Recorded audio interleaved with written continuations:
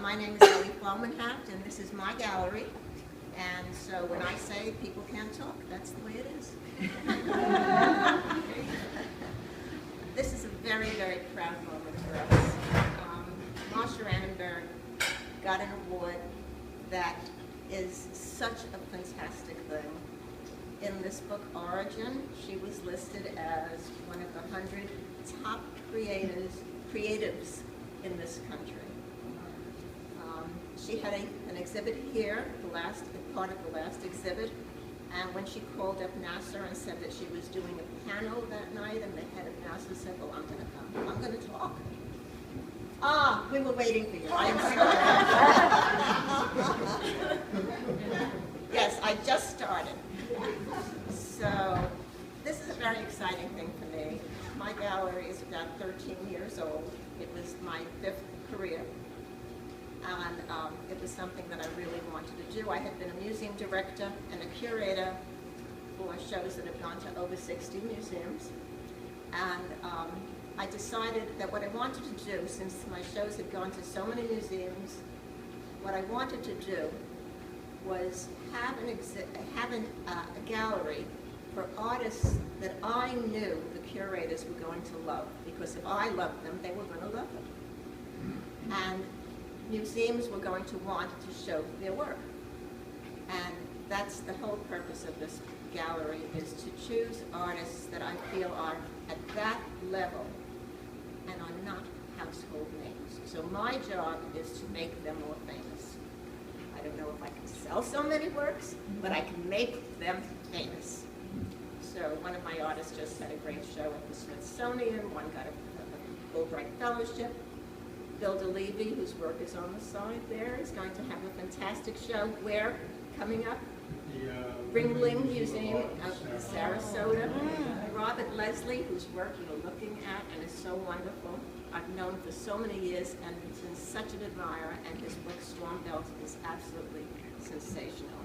So it would be remiss of me, before we start, to not, since you're surrounded by these wonderful works by these so talented photographers, to not mention that when you have a chance after the talk to walk around, you're going to see something spectacular. I'm also delighted to see Susan LaFleur here, who is also in the show with Marcia Annenberg, and beautiful abstractionist, and it's a delight to have you here. Now, this is the magazine, Origin, that named our Marcia Annenberg one of the 100 top creators. And I saw her work at a mixed show of artists, and I fell in love with it immediately, and I thought, she's got to be in my gallery. And she answers questions and makes observations in her art that no one else does. And that's why she's called one of the 100 top creators.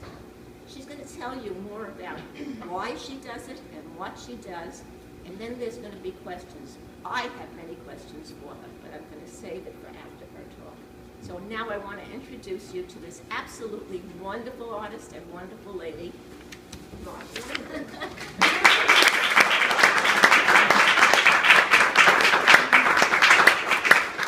Thank you so much, everyone, for coming. I'm so thrilled to see you all. And you should know that Flomenhaft is an extraordinary person, because there are very, very few gallerists in New York City, or actually in America, who would even think of broaching topics like global warming or the media. And she's so courageous, and she has such integrity, and I feel so blessed and lucky to have met her and to be part of her world. So let's give Ellie a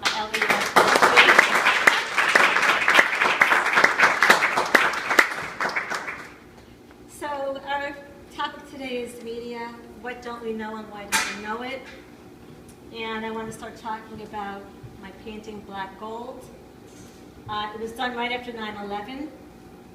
And if you look at just the art of the painting, it was actually done before I studied the geopolitics of Central Asia. And it was just like a gut feeling. The bottom layer of the painting is done in a style called abstract expressionist, like Pollock. The Twin Towers are done as hard edge painting. The red area on the bottom is a color field painting. The maroon in the middle is pop art style. And what you're left with in the middle has a conceptual edge to it. It's an oil rig, an offshore oil rig. Now, why is that part of the 9/11 story? And that's the question. What came up to my mind? Because if you remember back then, I think we all remember that day, President Bush kept repeating over and over and over and over that bin Laden hates democracy. These people hate democracy. They hate our life. And I thought, like, well, that doesn't sound true. I mean, like, what's the real story? What's really going on? How much could they hate democracy to want to put planes into the World Trade Center? And the absolute frustration was you couldn't read anything anywhere about this movement called Al-Qaeda. You couldn't see his videos. You couldn't get the text of his speeches. It was just impossible. But anyway, I did this painting just on the gut feeling that resources has something to do with this whole situation. And actually the study for this painting is now in the Library of Congress. There's a gallery that's defunct now called Exit Art, and they did an exhibit called Reactions. It was an open call for anyone who wanted to participate in the exhibit. And I sent in the study for this painting. And you know, as I've learned more about Central Asia, the painting becomes worth more and more to me because, well, just to begin from the beginning, I sent away for a book on Amazon for Osama bin Laden's speeches because I just had to know what he was saying. And 1996, declaration of war against the Americans occupying the land of the two holy places. He was enraged that our infidel forces had come into Saudi Arabia to protect Saudi Arabia against Saddam Hussein. Saddam Hussein had gone into Kuwait, and we were afraid he would go into Saudi Arabia. So he stationed our troops in Saudi Arabia for many years. And this infuriated Osama bin Laden to the point of rage. And he talks about that in 1996. In 1998, he published something called the Jihad against Christians and Jews. He hated Israel. He hated the Jews and the Christians working together. He fantasized that Jews and Christians were trying to destroy Muslims, and he calls on Muslims in this document to kill Americans. And the thought I had was like, well, a lot of Muslims are Americans. Does he want Muslims to kill Muslims in America as well as Christians and Jews? I mean, and then that's when you're dealing with someone with a fanatical hatred like this. It colors their whole worldview. The document that was really important to me was a 2002 letter to America. It was released on the internet. And he blames America for the low price of oil. Now, before the year 2000, oil was under $20 a barrel, and he blamed America for stealing the wealth of Saudi Arabia. He says, "You steal our wealth and oil at paltry prices because of your internal influence and military threats. This theft is indeed the biggest theft ever witnessed by mankind in the history of the world." Now, it's a very odd statement because oil is a commodity, and commodities are traded on the world market. It's a fungible commodity because the price of oil depends on supply and demand. So the thought I had was like, why is he blaming America and he's not blaming OPEC? I mean, certainly OPEC has much influence on the price of oil as American demand or Saudi supply. So this is a man filled with hatred, and his worldview is formed by this hatred, whether or not it's accurate or not. So after reading all this stuff, I realized it wasn't really democracy he was against. Well, that is what we were told. That's what the American people understood. He is against our military presence in the Gulf states. He is against our alliance with Israel. He is against the low price of oil, which he blames on us. But what really got me is that after reading all this is, why can't the American people know the truth? Why can't the American people have a discussion about these ideas and accept or reject them? Why do we have to be treated like fourth graders to be told a very, very simple idea?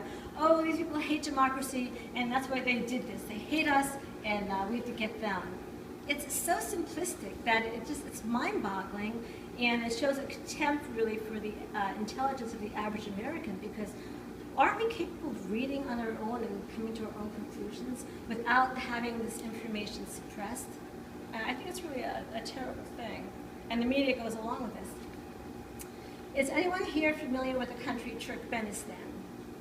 Turkmenistan. Turkmenistan has the 4th largest supply of natural gas in the world. Why is that important? It's important because the Taliban were on the verge of signing a contract with an American company called Unocal in 1997. And Unocal was going to build a pipeline from Turkmenistan through Afghanistan into Pakistan.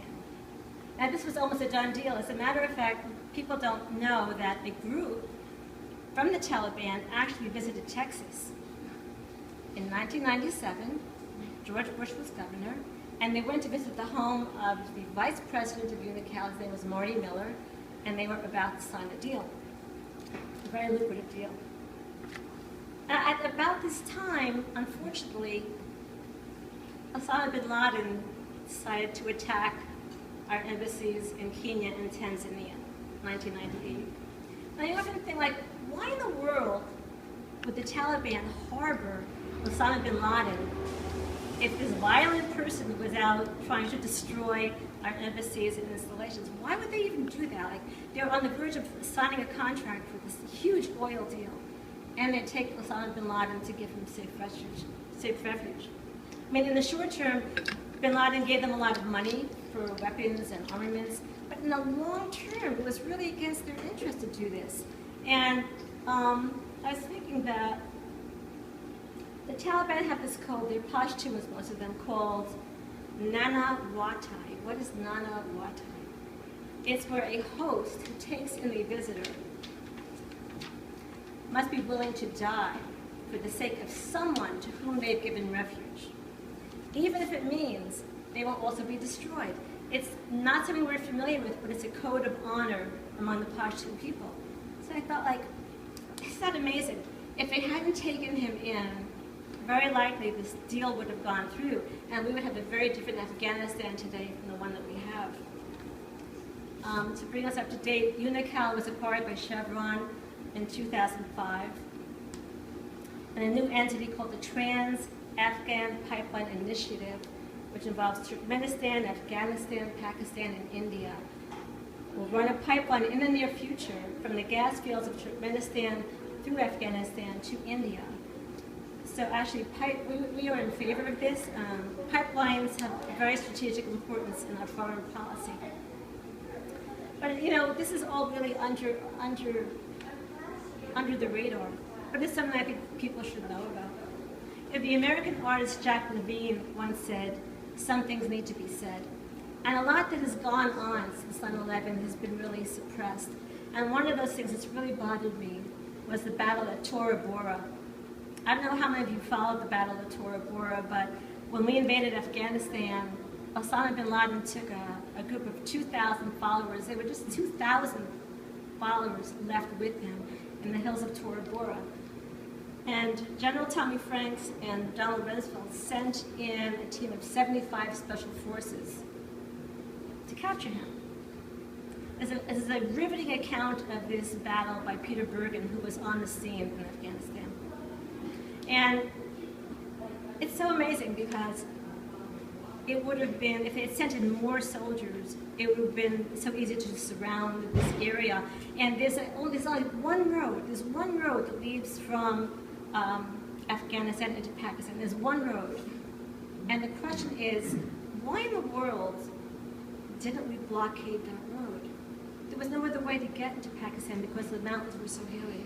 Why didn't we blockade that road? So the military strategy leaves one completely befuddled. How did they make these decisions to send in 75 special operations soldiers and not to blockade the exit out of the country? And of course he escaped.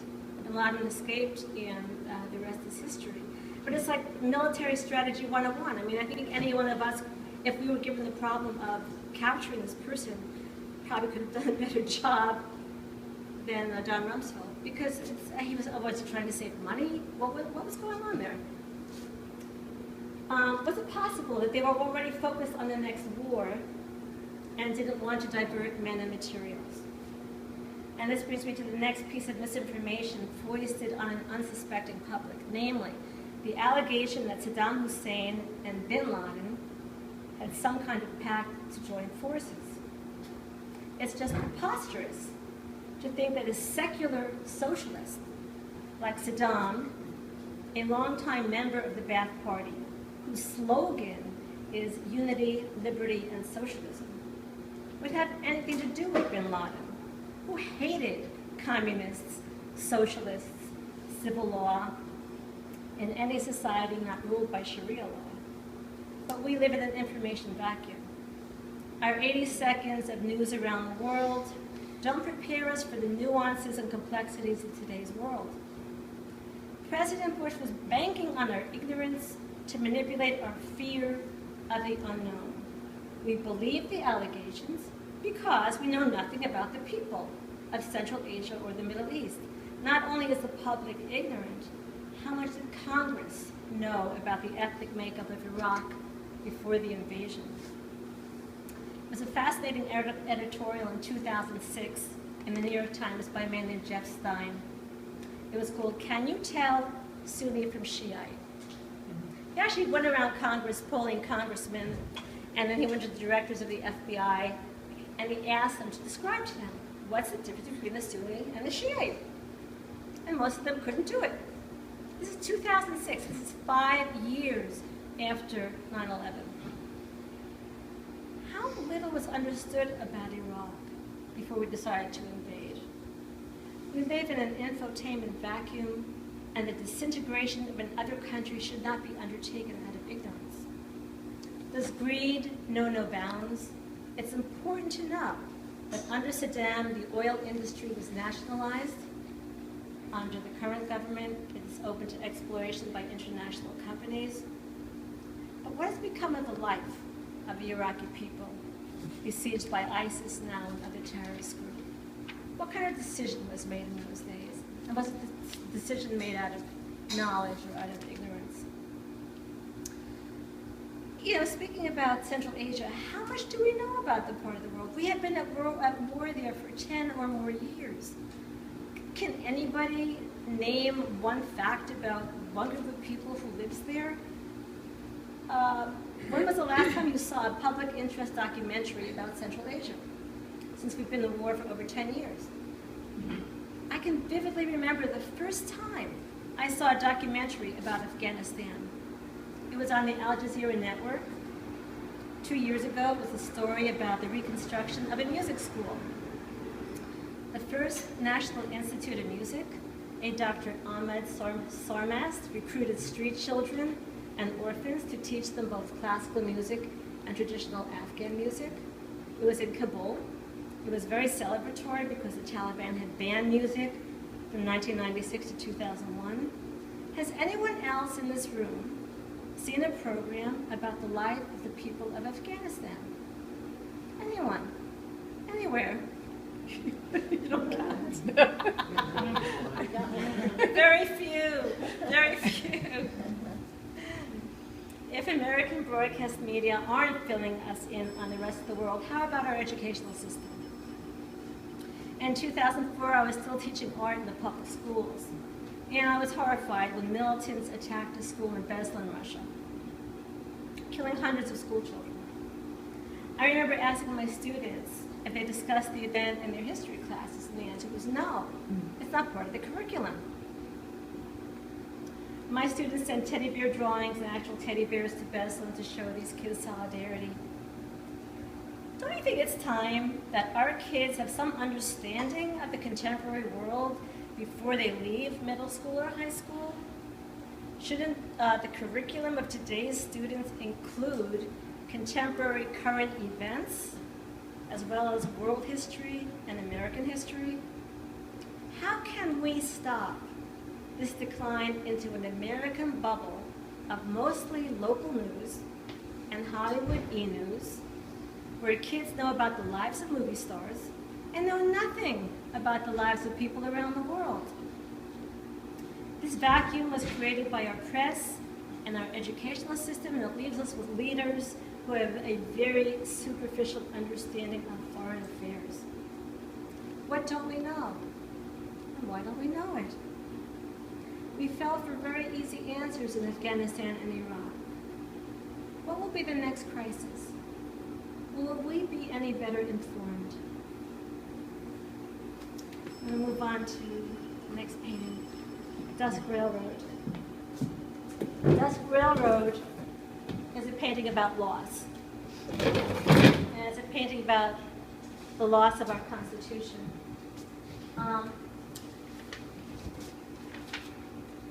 It was influenced by a painting by Edward Hopper called Railroad Sunset. It has an almost identical composition, except for the color and the addition of a watchtower from Delta. When we think of America, the American landscape, we think of Edward Hopper. The reason I used his composition as a structure is that the America that we grew up with is an American ideal that has really been lost over the past 10 years. What has it done to the idea of America when we hold people indefinitely without a trial?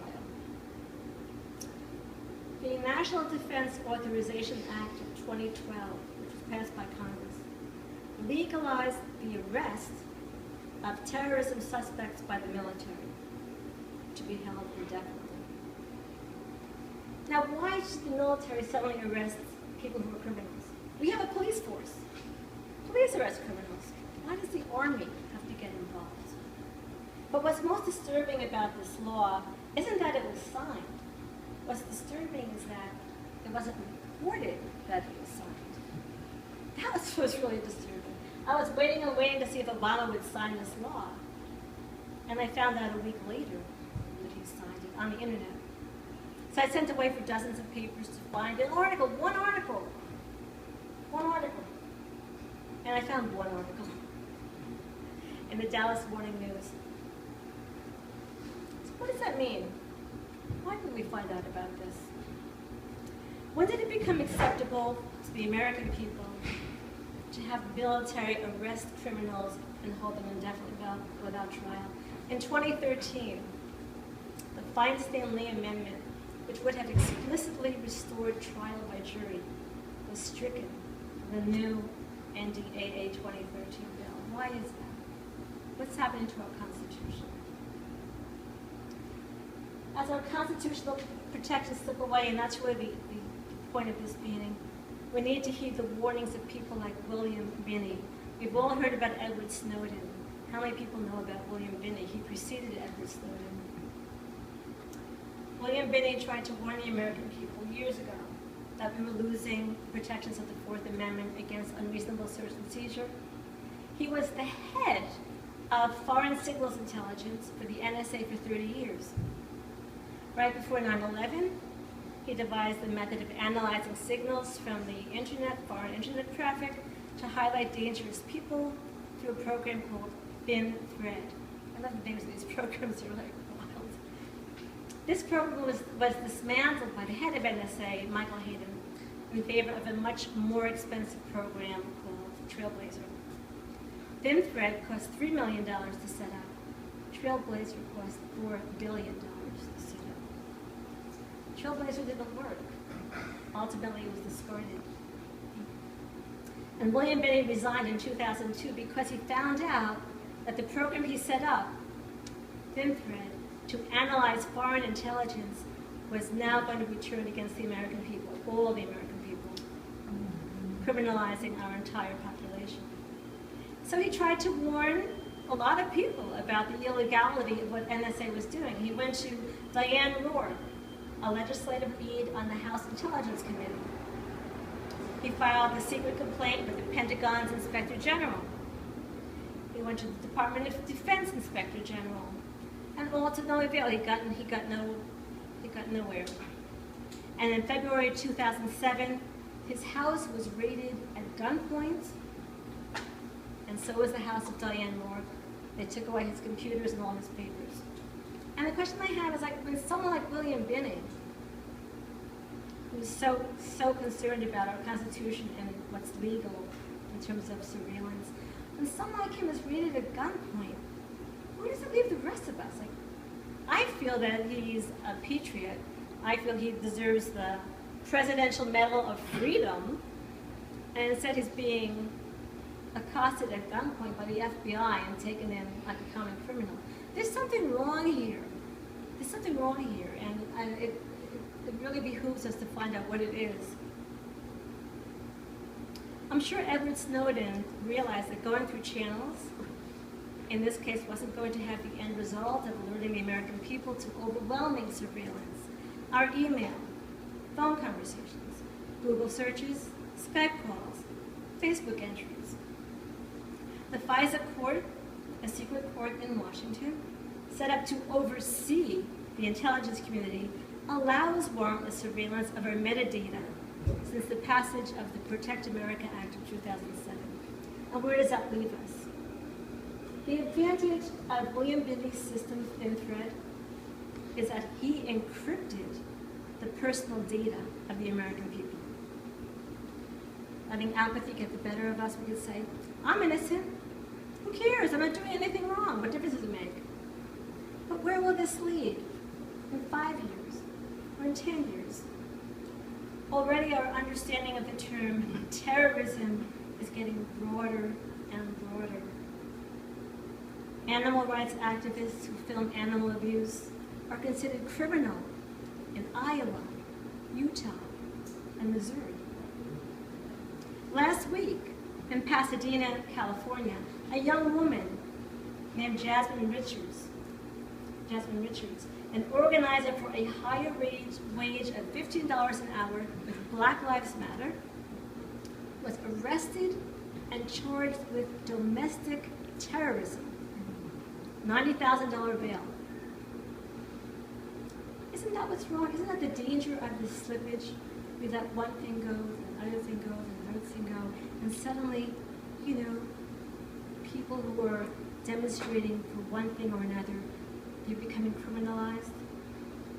As the time goes on and the threat of international terrorism dissipates, the protection of lawful dissent in this country will erode. Lawful dissent.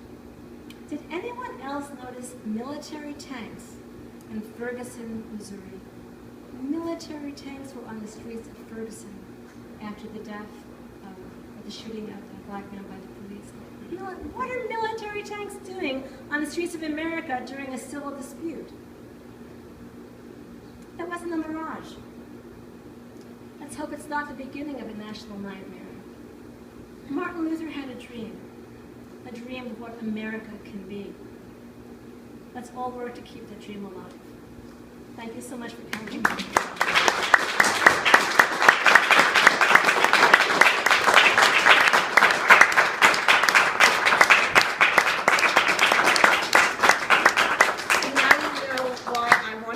This wonderful woman in this gallery because I learned so much from her.